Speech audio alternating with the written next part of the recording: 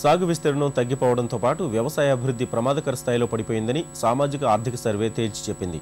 రైతు పక్షపాతనంటూ అధికారంలోకి వచ్చిన కాంగ్రెస్ అన్నదాతల రుణాల్లోనూ కత్తిరి వేసిందని, ఫలితంగా అర్హత కలిగిన లక్షలాది మందికి పెట్టుబడులు అందలేదని స్పష్టం చేసింది.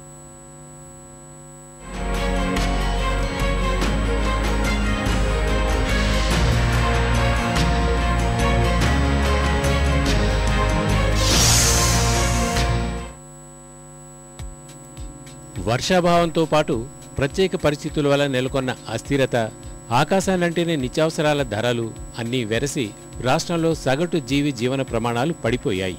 2011-12 ఆర్థిక సంవత్సరానికి సంబంధించిన సామాజిక ఆర్థిక సర్వే ఇవే విషయాల్ని ఎత్తి చూపుతోంది.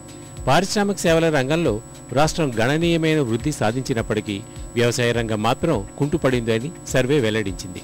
2010-11తో పోలిస్తే రాష్ట్ర స్థూల ఉత్పత్తి 6.18%తో గణనీయంగా పెరుగుదల నమోదు చేసుకుంది. పారిశ్రామిక రంగంలో 7.33% వృద్ధి సాధించగా సేవల రంగం మరింత ముందడుగు వేసి 9.8% వృద్ధి సాధించింది. ఇంతవరకు బాగానే ఉన్న వ్యవసాయ రంగానికి వచ్చేటప్పటికి మైనస్ గణాంకాలకు పడిపోయింది. -1.54%తో వ్యవసాయం డీలా పడింది. అంతకుముందు ఏడాదితో పోలిస్తే 2011-12 ఖరీఫ్ రబీల్లో పంట విస్తీర్ణం పడిపోయింది. 30 లక్షల టన్నుల ఆహార ధాన్యాల ఉత్పత్తి పడిపోయింది.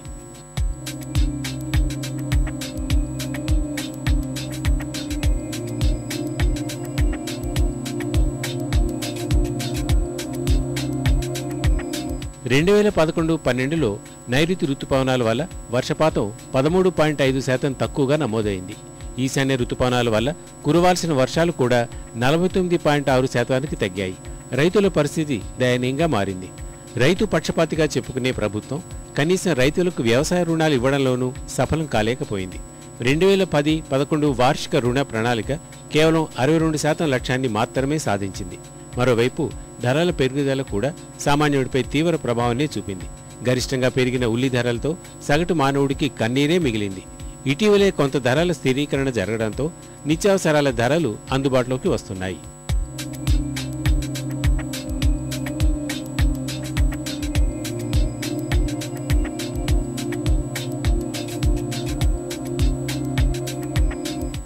అసలే వ్యక్తిగత ఆదాయం పడిపోయి అంతంత మాత్రంగా ఉన్న ప్రజలపై పన్ను భారం పేనుభారం అయింది. సర్కార్ మాత్రం ఖజానా నింపుకుంటోంది.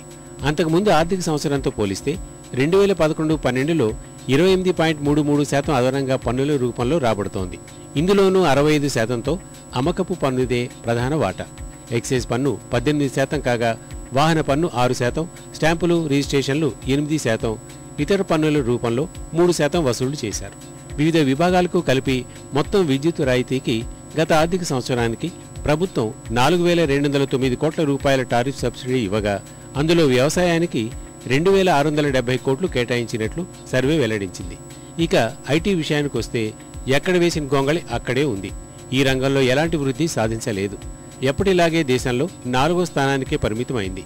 10వ పంచవర్ష ప్రణాళిక కన్నా 11వ పంచవర్ష ప్రణాళికలో మన రాష్ట్రం వ్యవసాయంలో 5.38% వృద్ధి సాధించగా 12వ పంచవర్ష ప్రణాళికలో మాత్రం 6% వృద్ధి మాత్రమే లక్ష్యంగా పెట్టుకున్నారు.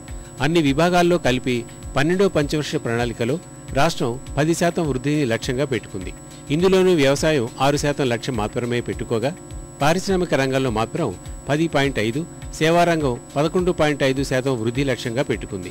రాష్ట్రంలో పారిశ్రామిక వృద్ధి పెరిగినప్పటికీ రాష్ట్రానికి రావాల్సిన పెట్టుబడులు మాత్రం పెద్ద మొత్తంలో వెనక్కి వెళ్లాయని నివేదిక పేర్కొంది.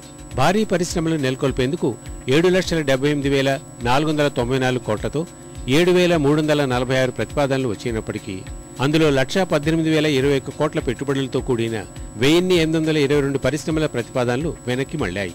మొత్తంగా రాష్ట్రంలో వ్యక్తిగత ఆదాయం 2010-11లో 19.1% వృద్ధితో 62,912 రూపాయలుగా నమోదైంది. 2011-12లో 71,540 రూపాయలకు పెరగ్గా వృద్ధి రేటు మాత్రం 13.7%కి పడిపోయింది.